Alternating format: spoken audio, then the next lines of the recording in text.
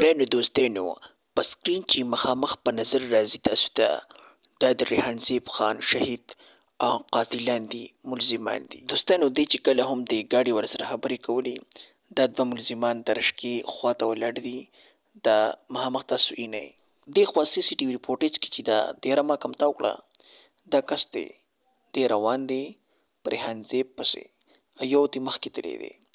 په دغه ځای کې موقع ورنشي، دا کوم ځای چې ولاړ دي په دغه ځای کې دې موقع ورنشېدله چې وجلی وي. خو چې کله دې ګاډي خواله لاړ شي، هلته پې بیا ډزې وکړي او ملزم چې کوم دی هغه فرار شي، دی ځای نه وتښتي. های پاکستانه، های حکومته، څه به وایو؟ الله دې ریحان زیب له جنت الفردوس کې اعلی مقام ورکړي. دوستانو ډېر خلک په سوشل میډیا دا خبره هم وایرل کړي چې دواړه ملزمان ګرفتار شوي دي، خو لا پته یې لګي نه چې ګرفتار دي او که نه. بس موږ به دا دعا کوو چې الله دې دا دواړه ملزمان ګرفتار کړي او الله دې د حکومت په دې زړونو کې یو خس رحم واچوي چې دې دواړو ته پانسیانې میلاو شي.